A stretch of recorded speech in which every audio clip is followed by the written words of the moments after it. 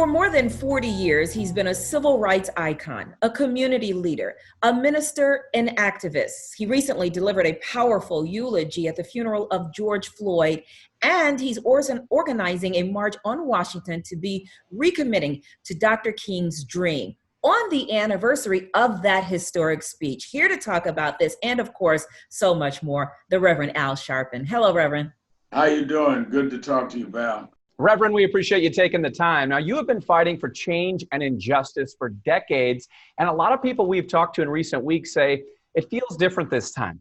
Does it feel different for you? It does, because I think that we've seen sustained movement.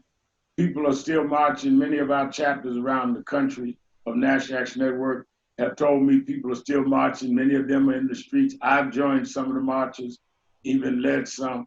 And we're talking over 30 days since George Floyd. And the fact that we're seeing it intergenerational and interracial. I've not seen these many people of different races marching. I've gone to some marches that there's been as many or more whites than blacks.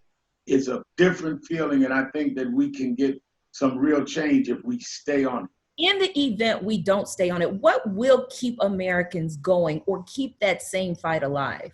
Well, that's what we must outline at the march in August that you referred to, is that we must not only march, but we've got to register people to vote. We've got to change the legislators in order to get the legislation. In the 60s, before I was active, I was a kid, I was like 7, 8 years old when they had the first march. They went from the 63 march to the 64 Civil Rights Act, 65 Voting Rights Act. If we do not change the laws on policing, if we do not change how things are legislatively done, then we had a lot of motion, but not a real movement. What are the biggest things you want to see change with the police force? One, we've got to make chokeholds a federal crime. Second, we've got to deal with the question of the bar that you have to reach to deal with a police man or woman that uses lethal force. The bar now is, if you felt your life was in danger, you had the right to use lethal force. I agree with the legislation the House came with, that you must prove that you had no alternative but to use lethal force. Example, George Floyd. The officer may argue in court, I thought George Floyd was going to get up and hurt me. That's why I held him down till he died. Even though he's handcuffed, that doesn't make sense. But if he says there was no alternative, how do you argue that you had to hold him down that long when he's handcuffed and at some point helpless? So we need to change that. We need to change where we have civilian review boards that have power of subpoena and termination, where people in those particular cities can judge cases, complaints that are not part of the police department. And fourth, we need to have special prosecutors on police. Local county prosecutors have to work with the police. All of their cases they get from police. So they're not inclined to want to prosecute a policeman because they're worried about slowdowns or problems with the other cases they have then and in the future. And lastly, we need residence requirements. Police ought to be residents of the cities they live in. They're more familiar with them. They know the people.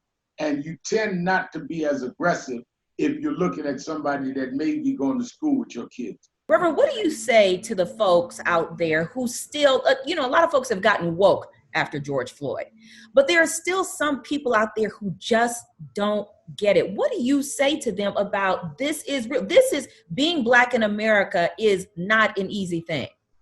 If you look at the incidents just in the last 40 days, Ahmaud Arbery killed jogging in Brunswick, Georgia. Week and a half after that, Breonna Taylor, with the no-knock law, policemen come in our house looking for a man that was already in custody, wrong address, she's killed. Her boyfriend, legally with a gun, shoots at them thinking it's a break-in. They come back with 20 rounds, kills her. And then 10 days after that, George Floyd. While we're in a pandemic. So everybody's focused, everybody's sheltered in, and we're looking at it, boom, boom, boom.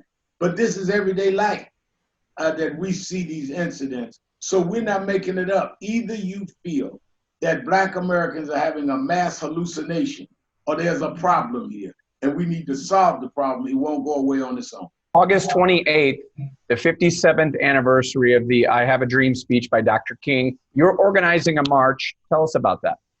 Martin Luther King III, Dr. King's son, and I called for this march because we want to say on that day that this is an opportune moment with the world having watched George Floyd and the other case for us to really move toward legislation.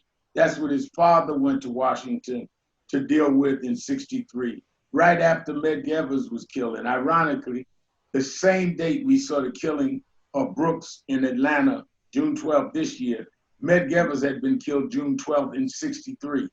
And I think that when you see out of these tragedies, it pushes you to say, we must stop these tragedies.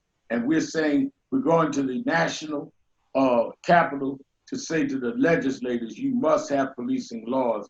And in the spirit of Dr. King, we're doing that. And even though we're angry, and we are, and even though we feel that the nation has ignored this too long, we still have the dream. We have not given up on Dr. King's dream. We're the children of the dreamers coming to say we're finishing the establishing of the dream. It's not enough to be woke. When you wake up in the morning, you woke.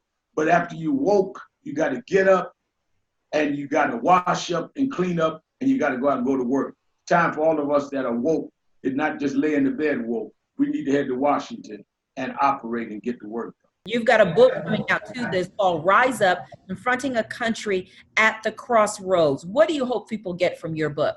I'm telling them in this era that we're living in, where the country's so divided, good people that believe in justice, regardless of race, sexual orientation, we've got to stand up, rise up. We've got to vote November with that in mind. It's not about who, it's about what. And I'm outlining what we all can do. And we cannot fight for justice for anybody without fighting for everybody. Blacks, LGBTQ, women, the anti-Semitic attacks we've seen on temples, all of this, we need to rise up. You cannot be caught sitting still. Right. You've been very vocal about the president not unifying the country. What would your message be to him?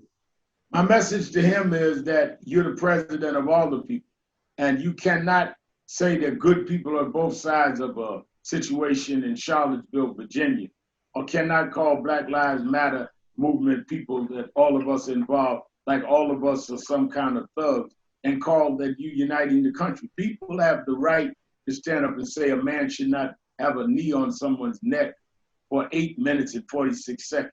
And he should stop being divisive and try to preside over everybody. And I've known Donald Trump a long time. We've not agreed on most things, but I thought he could grow into the presidency. It seems like he's retreated. And I think that that is sad. Reverend Sharpton, thank you so much for joining us. We really appreciate it. You are welcome on our show anytime. Thank you for having me. God bless. Stay safe.